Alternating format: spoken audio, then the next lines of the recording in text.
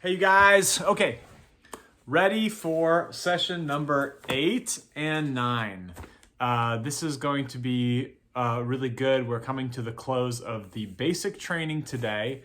After this, we're going to just be covering more intermediate and advanced topics. So for today, I'm going to teach you a little something that will hopefully relax you based on brain science. And if it doesn't relax you, it'll make you laugh. This is called Shalom for your body. So this is based on a whole lot of brain science that is way above my pay grade. But I'm going to just show you how to do Shalom for my body. And the way you do it is you start out by taking a sharp breath in. Ready? And making a surprised face. And then breathing out while saying something like, "When I am afraid, I will trust in you." You ready? Hands up. That's the other part. You have to put your hands up. When I'm afraid, I will trust in you. This is where it makes me laugh. Okay. When I'm afraid, I will trust in you. When I am afraid, I will trust in you. Now, turn your head to the left and yawn. Ready? Now, if you're like me, yawns are contagious. If you're not like me, you can actually wiggle your chin to cause yourself to yawn. Yawning is one of the most psychologically healthy things you can do for your nervous system. So ready? And then bring your head back to center, saying, "When I am afraid, I will trust in you." Now turn your head to the right and yawn. Head back to center. "When I am afraid, I will trust in you." Now, if you're feeling really crazy, you can take a deep breath in and actually do bilateral tapping. "When I am afraid, I will trust in you." And slow going in. And then fast going out. "When I am afraid, I will trust in you."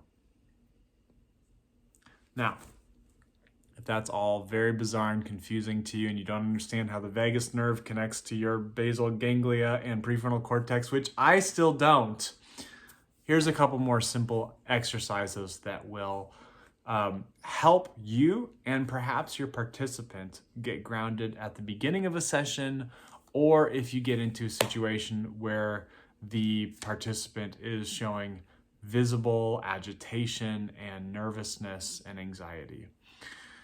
Deep breaths in, deep breaths out.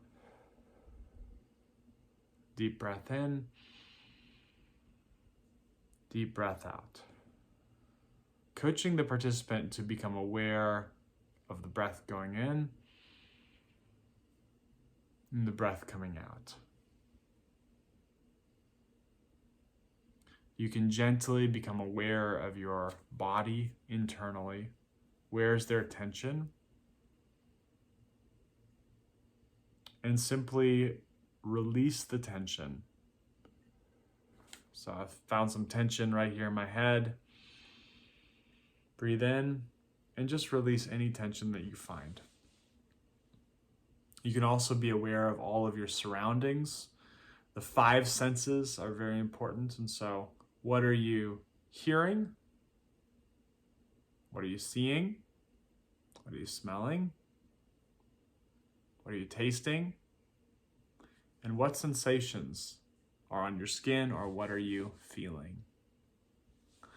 This is basic mindfulness that you can practice just to get centered.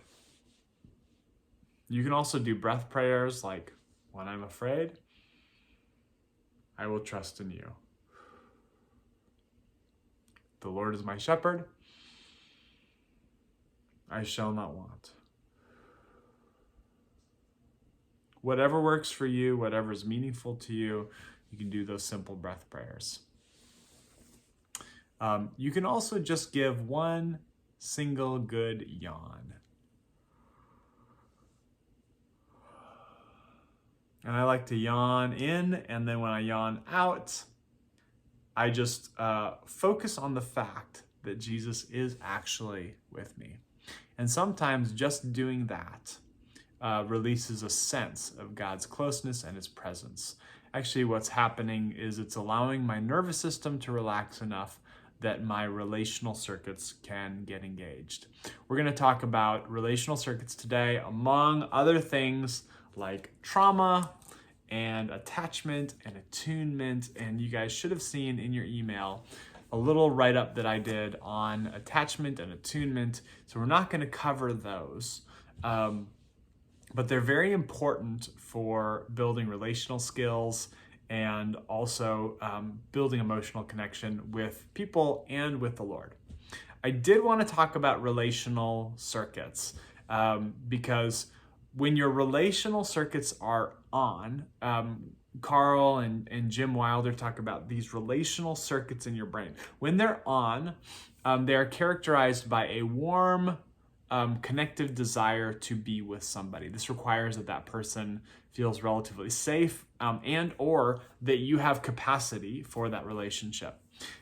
If those circuits are off, you don't want to be with them, and as much as you might try to convince your brain to get over it, your body will tell you what's going on.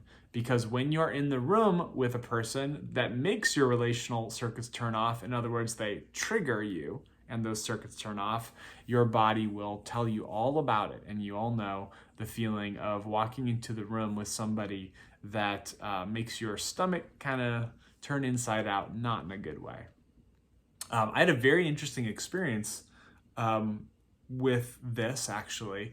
And this is one of the things that made me a very firm believer in Immanuel approach, because I had always, through Christian discipleship and healing ministries, been able to technically work through forgiveness and emotions and do kind of the legal part of forgiveness. But when I walked into the room, I still felt that kind of yucky inside out feeling or that rock in my stomach. And my stomach, my gut was telling me something that my mind was trying to move past. My gut was telling me, you really have not dealt with this. The pain of this is still there. You may have forgiven them legally, but the pain is still there. So I remember one particular time, a pernicious blockage around this individual that had hurt me. And I remember every time I saw this person, I would just get all, my mind would go blank, my stomach would turn yucky. And I just remember one day sitting on the couch and Jesus sat there across from me in my mind's eye and said, "Do you want to talk about it?" And I said, "Yes, I want to." I've been trying to talk to you about this for months, but yes, I want to talk to you about it. And he walked me through a memory that made me feel similar feelings to the situation. And after we resolved the memory, I was not only able to forgive my friend who had hurt me, but actually the next day I walked into the coffee shop and he was there. And instead of feeling churny and it kind of yucky inside, I actually felt glad to see him. I felt I didn't feel any weird attachments. I just felt just a happy, good to see you. How are you doing? Like very casual, normal, and the stomach knot was gone. And that was like a miracle to me. And that I think is the promise of being able to fully resolve your trauma.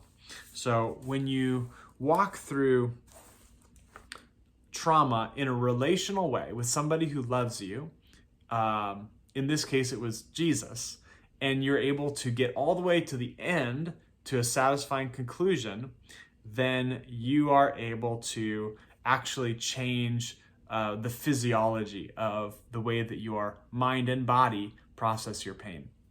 So we'll talk about a number of things. One of the things that I did want to talk to you about is the pain processing pathway.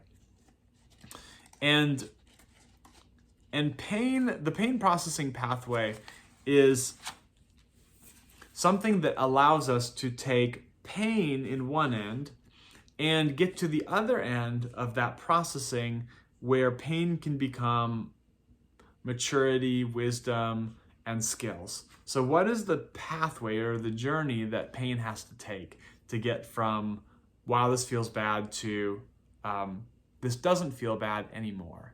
And actually there are lessons and maturity and empathy and wisdom and all those things. Like Romans 5 talks about, we rejoice in our suffering because it produces perseverance, character, and hope. And hope doesn't put us to shame because the love of God has been poured into our hearts through the Holy Spirit whom he's given to us. So how do we get there? How do we get to that shameless love?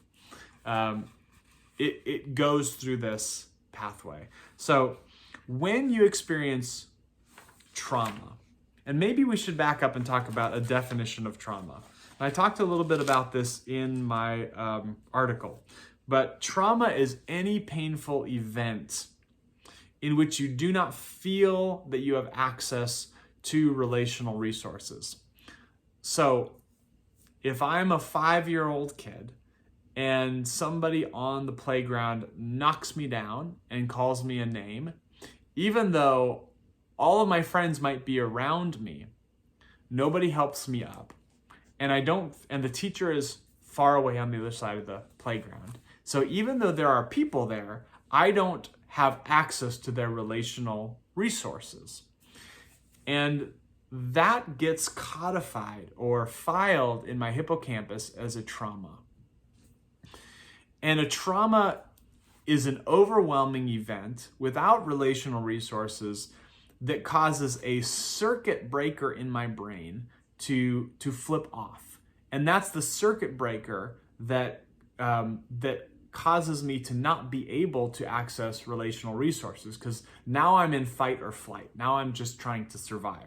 My brain is no longer trying to be relational, because when you're in a dangerous situation or an overwhelming situation, you don't have time to be relational. You have to survive. But what that also does is it causes us to be unable to metabolize that pain properly and learn what it means. And so traumatized brains are notoriously bad meaning makers. In other words, a brain on trauma cannot understand that just because, a woman hurt you, that doesn't mean that all women are bad. Or just because, you fell from a ladder when you were 6, that doesn't mean that you will fall from every high thing that you go on in the future. And so our brains are trying to piece it together, but when our brains are hurt and traumatized, then our brains are making all kinds of sloppy assessments of what these things mean. And so we're poor meaning makers in pain. The way that we recover from trauma is we actually have to revisit that traumatizing situation in a relational context. And people can do this in various ways. The most common way to do this, and you see this in movies, is when a character in the movie relives a similar event, but does so in a more relational and satisfying way. So maybe the character goes back to that baseball field and relives that memory of that time that they struck out in 3rd grade and their dad was critical, and they've had this sort of saga, and they take a trip down memory lane and they sort of recreate the scenario in their mind, but they realize that actually they're okay and they have people that love them now, and that sort of resolves the pain for them. So that's one way, is you can relive you can either relive the memory itself, or you can relive a similar event in a more relational and satisfying way. The other way to do it is actually to go into the memory and find relational resources that existed in that memory. And I think this is what makes Immanuel prayer so brilliant, is that Jesus was always with you. And so when you go back to that original traumatic memory and you say, Jesus, were you here? And you're able to feel all the feelings, you're able to sense all the sensations of being in that traumatic memory, and you're able to say, Jesus, I know in faith that you are here. Will you please allow me to sense or perceive your presence in some way? And you're able to sense and perceive the presence of Jesus, then suddenly that painful traumatic memory has relational resources. And with those relational resources, you're able to actually re-engage your relational circuits, which is the opposite of what happened when the trauma happened. Because when the trauma happened, your circuits turned off. But if you're in the trauma and you're re-engaging relational circuits by being able to just see that Jesus is with you, then suddenly your relational circuits turn back on, and you're able to receive help and resources from somebody who has vastly more relational capacity than you. That's the other thing that I did want to say about our brains, is our brains have a certain level of emotional capacity, and it's based on how much time you spend in fight or flight versus how much time you spend feeling stable and safe. What is the quality of the relationships in your life? Like how much wisdom and maturity have you done? How much of your own emotional work have you already done? All of these things are capacity builders. And when we exceed our capacity, it's like that wire in a circuit board that gets overwhelmed with too much current and it pops the circuit breaker. So all of us have capacity. And when we go back into a memory and we realize Jesus was with us in that memory, we also are able to realize, Jesus has unlimited capacity. And so we're able to share capacity with Jesus. And this sharing of mind capacity is a very interesting phenomena that humans can do. People can do it with each other as well. If you get around me and we do a session together, and you say, I'm in a dark, scary memory, and I don't think Jesus can be here with me. And I say, oh, you know what? Absolutely, this is normal. Jesus can totally be here with us. Let's just invite him. You're able to share my capacity for believing that Jesus could be with us, and that this is not a dark, scary situation. This is actually a normal and okay situation. So humans can do that with each other, and that's why doing a manual approach with a trained facilitator is really good. Because if you have a trained facilitator, the chances are they've seen this work 1,000 times, and they have a lot more capacity than you do in that situation. But ultimately, our goal as facilitators and as participants is to get connected to the living, interactive presence of Jesus, who has unlimited capacity. That way, if we find ourselves in a dark, scary, hard situation, memory, trauma, and we need relational capacity to turn our relational circuits back on so that we can metabolize the pain, Jesus is the best person to do that for us. And that's why over and over and over again, as a facilitator, it's so important for you to always coach the participant to engage directly with Jesus and pay attention to any sense of a response that they may get from him, or anything that comes into their mental awareness, whether it feels important, significant, or neatly packaged. This is the way that God communicates with us, through mental impressions. And so it's important for them to learn to pay attention to that and to engage directly with Jesus, because he's the one who has the most resources. If they're not able to engage with Jesus, you're able to add some of your resources, but just remember, he's got a lot more. So this is how the pain processing pathway works. Pain goes in one end. If you imagine a little pathway. Pain goes in one end. And if we're able to maintain organized attachment with somebody who has relational capacity, number one, and then within the context of that pain, we're able to stay connected to the event, which means stay present with that, with what's actually happening in the moment. And then number three, the person is able to stay connected to God and to people in the context of that event, which is currently happening or is happening in your memory. And then number four, they're able to navigate the situation in a satisfying way. That means that they're able to walk through this scenario and hear things relationally and experience things relationally through that organized attachment, through staying connected to God and people, through staying present with the event.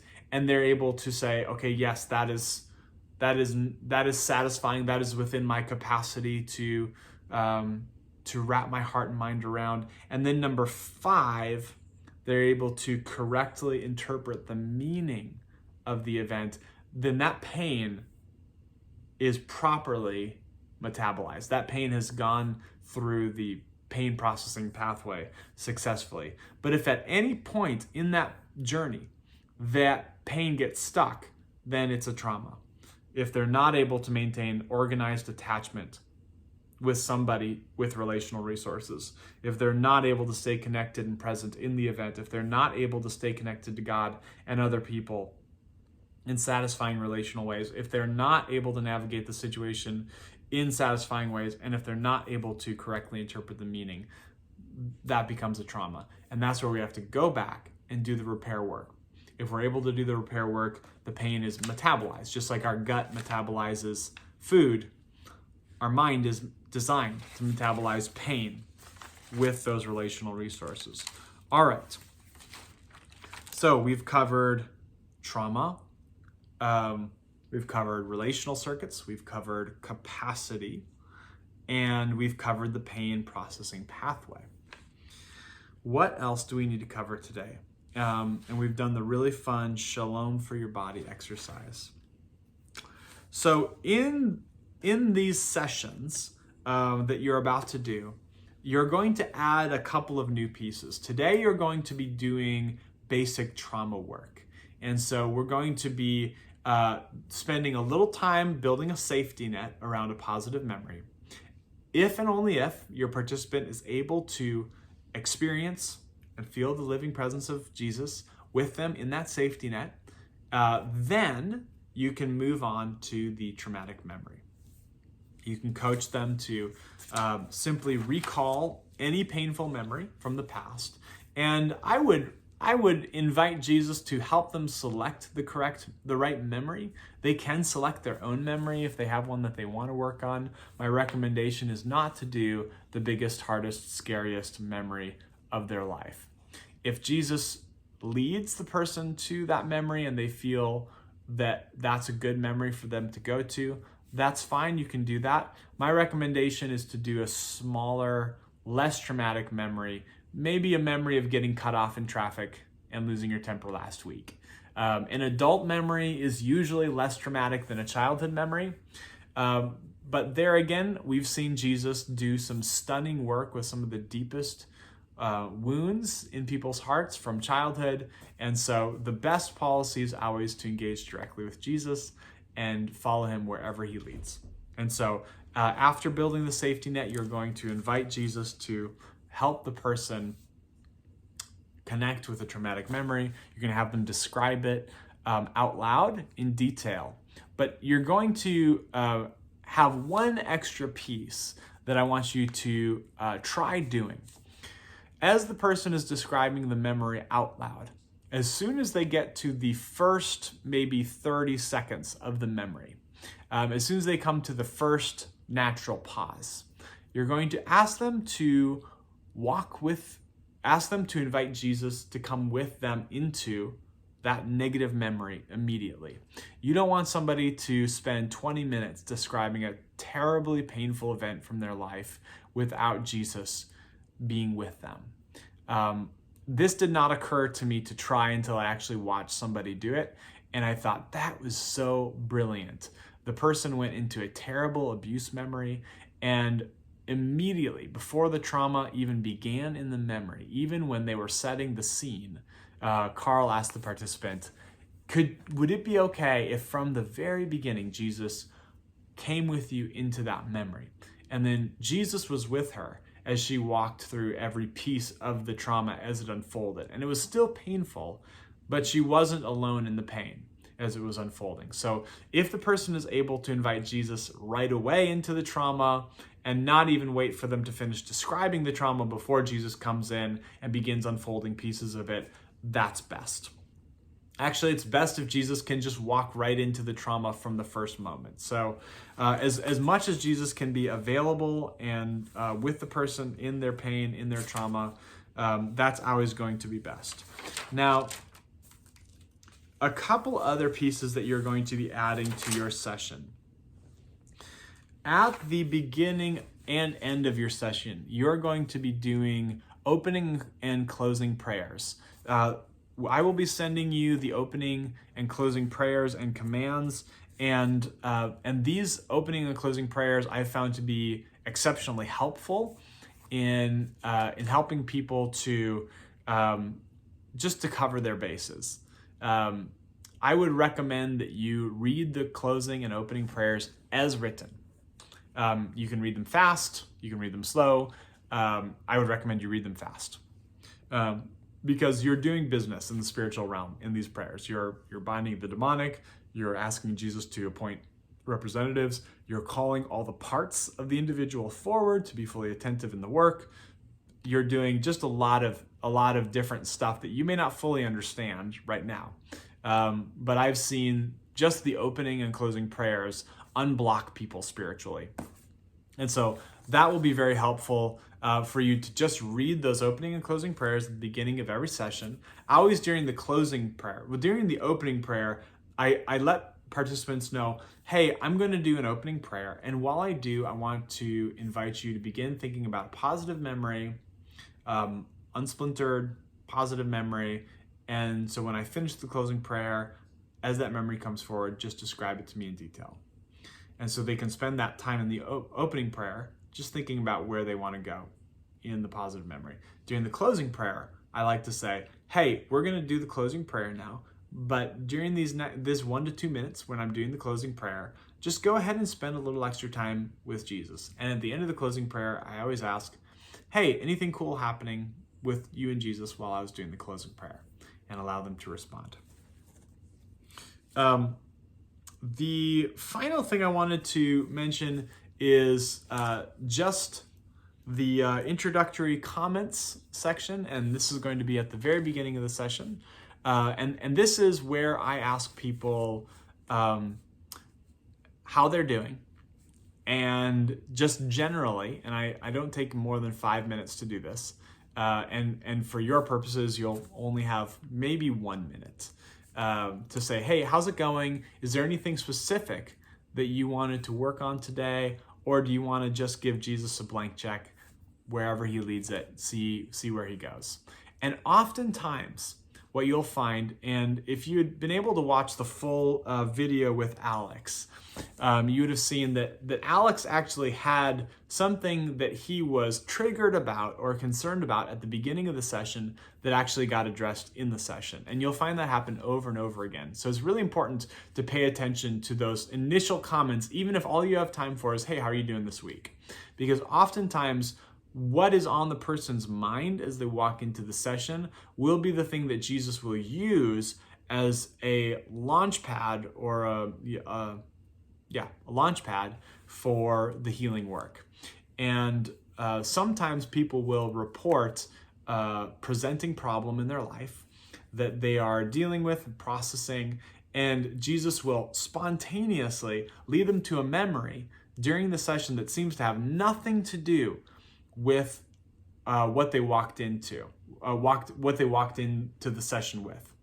And we'll go through the memory, and at the end of the session, I'll say, hey, do you remember at the beginning of the session where you said that you came in feeling like this and you had this hard situation with your kids that made you feel this way? How's that feeling now? And oftentimes that's the exact thing that Jesus is addressing. So it's really masterful to see Jesus work. And so opening comments, creating a safe space, opening prayer, establish the safety net, go to the trauma memory, inviting Jesus into every step of the way, and then close with the closing prayer, allowing them to spend a little extra time with Jesus during the closing prayer. That's it. That's what you need to know for this week. Have fun in your groups. Remember, the basic, most simple troubleshooting method is look at Jesus, pay attention to him, ask him what's in the way, ask him what he wants to do or what I need to do to take the next step forward to connecting with him. All right, have fun. God bless.